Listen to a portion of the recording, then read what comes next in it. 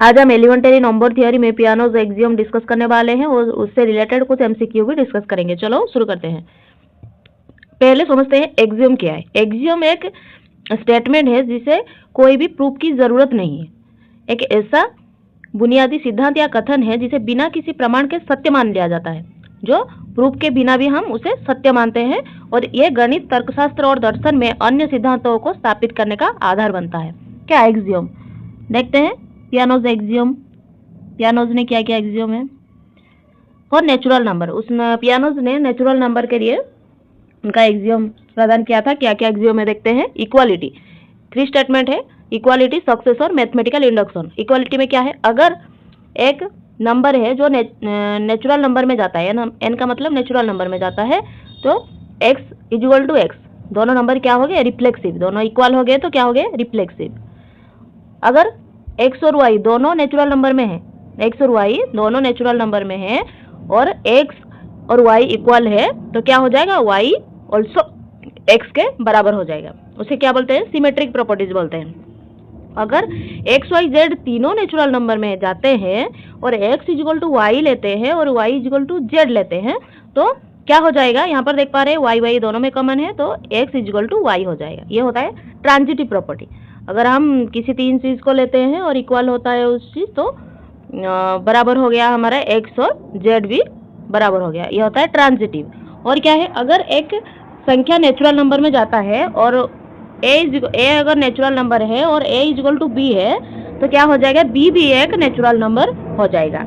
ये हो गया हमारे इक्वालिटी पार्ट। अभी क्या देखेंगे? सक्सेसर। सक्सेसर में क्या है? उसने बोला है, पियानोज ने बोला है 0 एक नेचुरल नंबर है।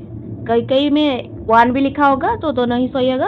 हमने मान लिया अभी 0 एक नेचुरल नंबर है और n अगर नेचुरल नंबर है तो successor of n, S N का मतलब सक्सेसर ऑफ n। अगर n में एक ऐड कर देंगे तो वो भी क्या हो जाएगा? वो भी नेचुरल नंबर में जाएगा।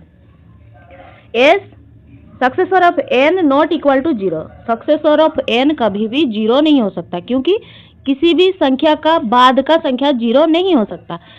शुरू होता है नेचुरल नंबर 1 से, 1 का सक्सेसर होता है 2, 2 का सक्सेसर होता है 3, लेकिन 0 किसी का भी सक्सेसर नहीं होता। ये बोलता है पियानोज एक्सियम। और क्या बोलता है? m अगर नेचुरल नंबर है, n अगर नेचुरल नंबर है और सक्सेसर ऑफ m और सक्सेसर ऑफ n अगर दोनों इक्वल है, तो हमें क्या मिल जाएगा? हमें m इक्वल टू n मिल जाएगा। अभी देखते हैं मैथमेटिकल इंडक्शन क्या है। True for n। अगर हम n को 1 मान ले, अगर n इक्वल टू 1 है, तो क्या करेंगे? n को पहले k लेट करेंगे, मतलब k n के जगह में k लिखेंगे, फिर k प्लस 1 में प्रूव करेंगे। देखते हैं, एक प्रूव करके मैं दिखाती हूँ क्या होता है। ऐसे दिया होता है हमें 1 प्लस 2 प्लस 3, इनका जो डॉट n होता है वो क्या होता है? n into n plus 1 by 2 होता है। पहले हम n इक्वल टू 1 को लेके प्रूव करेंगे, फिर क्या लेंगे? k लेके प्रूव करेंगे, फिर k प्लस 1 लेके प्रूव करेंगे। ये होता है पियानोज एक्सियम। चलो देखते हैं उससे रिलेटेड कुछ एमसीक्यू, तो क्लियर हो जाएगा डाउट। इसके बेसिस में कुछ थियोरी ही पूछता है, ज़्यादातर थियोरी ही इससे आता है, तो इसको थियोरी के माध्यम से याद करके रखो, कोई मैथमेटिकल पार्ट इसमें नहीं आता है। तो चलो देखते हैं।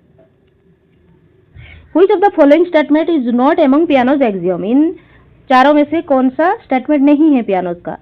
पहला क्या है? If x is a natural number and successor of x is also an number. An number क्या नंबर? Natural number. इसमें नेचुरल नंबर मैंने लिखना भूल गया। नेचुरल नंबर, तो ये भी क्या होगा? एक नेचुरल नंबर होगा। हाँ, ये तो सही है। अगर x एक नंबर है और successor of x is also a natural number, ये तो बोलता है। 0 इज ए नेचुरल नंबर, 0 भी नेचुरल नंबर पियानोज एक्सियम बोलता है। If p and q are 2 numbers that are same, मतलब p और q अगर सेम है और r and s are also same, r and s are also same, then p plus r is the same. p plus r और q plus r same है? नहीं, ऐसा कुछ हमने नहीं पढ़ा है, तो ये स्टेटमेंट गलत है। किसके लिए हमने पढ़ा था? अगर x इक्वल टू y है, y इक्वल टू z है, तो x इक्वल टू z होगा, लेकिन ये स्टेटमेंट हमें नहीं बोला है, तो ये तो गलत हो गया। फिर क्या करेंगे? If A set s of a number contains 0 and also the successor of every real number is s, then every number is in s. ये सही है। तो गलत इनमें से क्या हो गया? सी गलत हो गया। करेक्ट आंसर इसके बेसिस से सी होगा। सेकंड क्वेश्चन देखते हैं। The principle of mathematical induction is restatement of. Mathematical induction किसका रीस्टेटमेंट है? De Morgan's law, Peano's axiom, Boole's logical system या पाइथागोरियन सिस्टम? किसका है?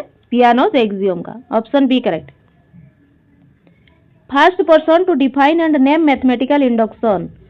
पहला पर्सन जो मैथमेटिकल इंडक्शन को डिफाइन किया और उनका नामकरण किया, किन्होंने? Aryabhata, G Peano, De Morgan या जॉन वालिस? किसने? De Morgan. इन्होंने क्या किया? नाम दिया था और डिफाइन किया था, डी मॉर्गन ने। The term induction was used by. वो तो नामकरण किया था किसने? डी मॉर्गन ने। लेकिन यूज्ड पहले किसने किया था? डी मॉर्गन, जॉन वालिस, पियानोज, पाइथागोरस। किसने यूज किया था फर्स्ट जॉन वालिस ने यूज किया था induction term. Option B correct है। Peano's axiom are used to define the properties of which set. Peano's axiom किस प्रॉपर्टी को डिफाइन करता है?